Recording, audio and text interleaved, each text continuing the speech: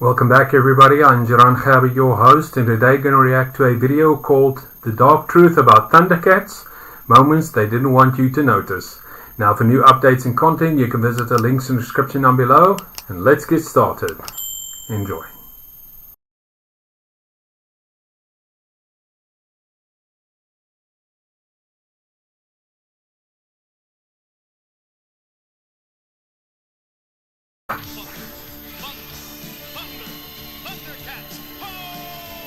The pilot episode of ThunderCats was originally written so that multiple main characters simply didn't survive, and the people who had the authority to change that did. Deliberately, for a reason they never put in writing. The production notes are real, the censorship decisions are documented, and today you're going to see exactly what they suppressed, what they changed, and what those choices cost the story you actually watched. Jaga wasn't meant to become a glowing spirit guide. He was meant to be gone, permanently, sacrificed, finished. And he wasn't alone. Several characters you saw in later seasons were written to die during the escape from Thundera.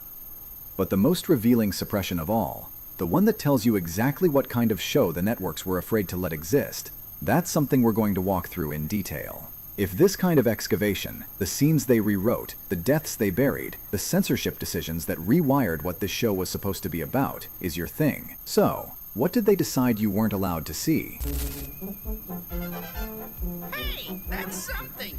Doesn't really look like me! What the show really was. To a network executive in 1985, ThunderCats was an easy pitch. Humanoid cat warriors, a magic sword, a villainous mummy sorcerer with real menace. Strong visual hook, obvious merchandise potential, no apparent problems. You put it on Saturday morning, you let the toy licensing do the rest. Parents saw the bright colors and heroic poses and made exactly the judgment the packaging was designed to produce.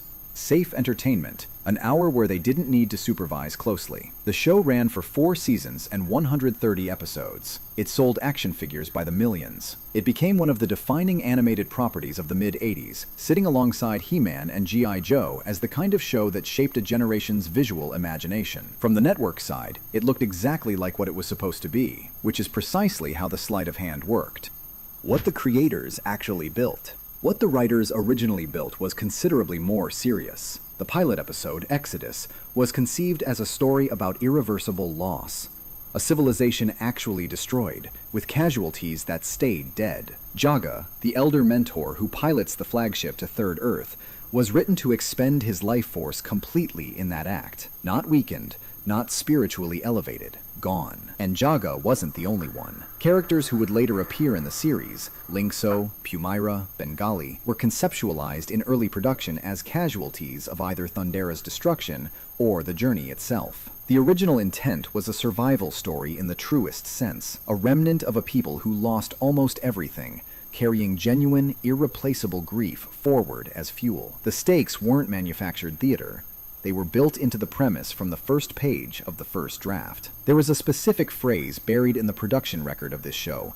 2 words that tell you everything about how the networks processed the original script. We'll get to it. The device that changed everything. Somewhere between that original vision and Saturday morning broadcast, the deaths became suspensions. The grief became something manageable, recoverable. Suspended animation is a remarkable phrase when you sit with it. It means the loss is preserved in amber, available for reversal whenever the story needs reinforcements. It converts tragedy into inventory. Network standards for children's programming in the mid-80s were rigid on one point. Permanent death was considered too psychologically difficult for young audiences. Characters could be captured, weakened, put in peril, but the idea that they were simply gone, that the world didn't restore itself, was treated as something to be avoided at considerable editorial cost.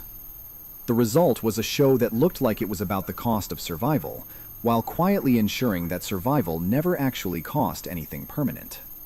The darker ThunderCats, the one the writers started building, got softened before it ever reached a single living room. And the censorship decisions that followed, scene by scene, tell you exactly where the lines were drawn. This decayed form to Mumra! The moments. Moment 1. Chains on screen. In this episode, The broadcast version included imagery of ThunderCats and other beings held captive, restrained, and forced into labor. The chains were visible. The servitude was depicted. It made it to American airwaves. For UK broadcasts, those frames were specifically targeted. Imagery depicting explicit restraint, the chains, the physical subjugation, the fact of being held against your will was cut or softened. British censors found it too intense for young audiences, and the editorial scissors came out. Here's what's worth noticing. The US version, which we typically assume is the more sanitized product, actually retained more darkness than its UK counterpart. The image of heroes stripped of agency, reduced to labor, held in chains, that carries weight beyond a standard fight scene. It's not a punch that can be dodged. It's a sustained condition of helplessness. What did that communicate to a child watching? Not excitement in the conventional sense. Something closer to dread, the kind that follows you out of the living room. The British censors understood that. They removed it specifically because it worked. And I will obey! Mamba! Moment 2. The cut that reveals everything. In Return of the Driller, Lion-O sustains a visible cut on his arm. Unusually for the series, the cut remained in the US broadcast. Not just the scene, but the blood consequence. The UK version removed frames showing blood and reduced the visual intensity of the injury. The cut stayed in the action. The evidence of harm was excised. This is a small edit, but it's philosophically precise. A cut without blood is a performance of danger. A cut with blood is actual danger. A body that can be harmed, a hero who is not invincible. The UK censors understood exactly what they were removing. Not violence itself, but the idea that violence registers, that it leaves marks, that consequences are real rather than implied and erasable. Ask yourself, how many times did you watch these characters take hits and never see evidence that it mattered? How many battles ended with everyone upright, unscathed, moving on? The edits weren't about shielding you from violence. They were about shielding you from the concept that a hero's body is fragile, that damage accumulates, that survival has a physical cost. Oh, Jogger, look out the window, Lion-O. Moment 3. What Saturday Morning Allowed. Mum-Ra attempts to drain Lion-O's youth, and the sequence that aired in the US showed it in remarkable detail. Lion-O visibly aging, his body deteriorating from a young warrior into an elderly figure on the edge of death. Wrinkles deepening, movement slowing, the vitality draining in real time across a sequence that had no equivalent elsewhere in the run. This one made the US broadcast largely intact, which makes it one of the most extraordinary things the show ever put on a Saturday morning. Rapid aging as a death mechanism is a specific kind of horror. It's not a fight. It's not an explosion. It's the body failing. Time weaponized. Youth stripped away in seconds. For a child watching a heroic figure they identified with, seeing that figure wither into frailty registered on a different frequency entirely. It was existential in a way a sword fight simply isn't. Some international versions edited the sequence for intensity. The US audience got the full deterioration. That choice reveals where the American censorship line actually sat. Not at darkness itself, but at specific categories of darkness. A body aging into death was permissible. A body held in chains was less certain. Blood on a cut was a judgment call. The distinctions are revealing once you look at them together. Moment 4. What decay looks like. Mum-Ra drains the life force from Mandora and others, causing visible physical deterioration, rapid aging, withering, explicit on-screen decay. The US broadcast retained the full sequence. Physical deterioration as a villainous weapon sits closer to horror than adventure. The body breaking down is not something a child's action figure line is built to accommodate. It's not a removable cape or a swappable head. It's the actual form of the character eroding, in real time, on screen. What the scene was showing was not defeat in the conventional sense. It was decay. The fact that it passed through the network review process and landed in living rooms on a Saturday morning tells you something about what the show was capable of when the editorial oversight was inconsistently applied. In stricter markets, imagery like this was removed. In the US, it aired complete. The cumulative effect of these 4 moments, seen together, is the texture of what the show was actually building toward.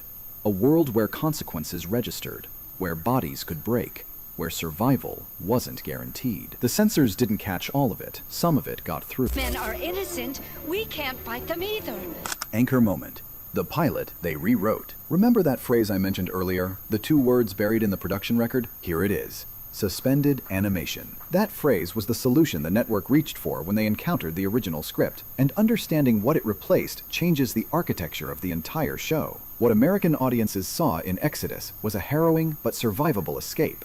Thundera was destroyed, but the main cast made it. Jaga piloted the ship, weakened, and transitioned into a spiritual presence who could be called upon when the heroes needed guidance. Linkso, Pumira, Bengali, and others were placed in suspended animation, bodies preserved for later recovery. The losses were theoretically reversible. The original production intent was categorically different. Jaga was meant to die, not weaken and transcend, to expend his life force entirely and be gone. No spiritual apparitions, no glowing elder available in a crisis. A mentor who made the sacrifice and wasn't coming back, and he was not alone. Linkso, Pumira, Bengali, characters the audience would eventually welcome as returning heroes, were originally conceptualized as casualties. They were meant to represent the full cost of Thundera's destruction, not people preserved for later use, but people who didn't make it. The escape was supposed to be devastating in the way actual catastrophes are. Most people got out, some didn't, including some who mattered deeply. Consider what that changes. In the broadcast version, the ThunderCats arrive on Third Earth carrying the burden of their planet's loss, but their mentors can still guide them, their allies can still return, and the grief stays largely abstract. In the original version, the burden is specific and permanent. Jaga is dead. These specific people are dead. The cost has names and faces attached to it. That specificity is what grief actually is. It's the difference between many were lost and Jaga didn't make it. One is history. The other is loss that stays with you. Suspended animation converts tragedy into inventory. But ask yourself what the show was really teaching when it made that choice. What does a child learn about loss when every loss is technically reversible? What does sacrifice mean when the person who made it can still appear to offer guidance in a crisis? The weight dissolves. The permanence evaporates. The original pilot was built around irreversible consequence. 2 words replaced that with recoverable consequence. Small phrase to swap into a script. The difference in what the story means is not small at all. I did not. I did it because... What it means now. The censorship decisions made around ThunderCats weren't unusual for the era, but they're unusually instructive because the gap between original intent and broadcast is so clearly documented. This wasn't ambient softening. It was a specific choice made at the level of the premise itself to convert a story about irreversible loss into one about manageable adversity. What does knowing that change? It changes the architecture of the whole show. Every time Jaga's spirit appeared to guide Lion-O, that was a scene that wasn't supposed to be possible. The mentor was gone, and Lion-O was supposed to carry that weight alone. The uncertainty, the absence of a safety net, the full weight of being the last line of defense for a people who had already lost almost everything. That version of ThunderCats exists in the production notes, not in the broadcast. It also tells you something precise about how the mid-80s understood children and difficulty. The era operated on a specific theory, that young audiences needed protection from irreversible outcomes, that genuine loss was too much to put in front of them, that the hero's journey required a restoration clause. It wasn't cruelty. It was a coherent philosophy, one that traded narrative depth for emotional safety, consistently, across the entire Saturday morning landscape. What leaked through anyway? The irony is that the scenes which made it through anyway, Lion-O aging into near death, characters visibly withering, the chains at Castle Plundar, the blood on the cut, suggest the show kept pushing against the boundaries it was given. The darkness leaked through in the places where the censors weren't looking as closely, or where the threshold was inconsistently applied. What those scenes accomplished was the very thing the editorial decisions were designed to prevent. They made the world feel real. They gave the action genuine stakes, the heroism actual weight. They reminded viewers that consequences existed and survival wasn't guaranteed. A show about survival where nobody permanently leaves isn't really a show about survival. Oh, Jaga, look out the window, Lion-O. The version that made it to air was compelling, beloved, genuinely well-crafted. The version it was supposed to be might have hit harder and stayed longer in memory, something that asked more of its audience, and in doing so, meant more. The censors made their choice. The writers pushed back where they could. And somewhere in the gap between those two forces, the show you actually remember was made. The pilot of ThunderCats was written as a story where the escape from Thundera left real, permanent marks, where Jaga was gone, where specific people didn't make it, where the heroes arrived on Third Earth already carrying grief that couldn't be walked back. What aired was something different. Survivable, recoverable, built for a Saturday morning when nobody was supposed to feel too much weight. Suspended animation. 2 words. The whole philosophy of an era in 4 syllables. They decided to protect you from that darker version. Whether that made the show better or worse, whether it was improved by those softened edges or diminished by them, that's the question worth sitting with. Which of these moments hit you hardest as a kid? The aging sequence? The chains at Castle Plundar? Or the realization that Jaga was never supposed to be a ghost, he was just supposed to be gone? Thunder, thunder, thunder. ThunderCats, out. So that was the dark truth about ThunderCats, moments they didn't want you to notice. I thoroughly enjoyed it. I didn't even know these censorships were in place. I mean, I watched the entire cartoon when I was just a little boy, and I didn't even notice there were censored scenes. I mean, look at what the narrator said. Characters getting killed off like Jaga, being chained up, being held against your will, being cut and showing blood. Many examples that were censored. And most of all, the important one, the aging. Seriously, I actually forgot about that one. But I understand that the networks wanted to protect children and let them watch appropriate programming. Nevertheless, ThunderCats is an absolute legendary of a show. And a word of wisdom for today. Parents, always investigate certain programming and approve what your children can watch. Have a blessed day further, and I'll see you next time. Goodbye.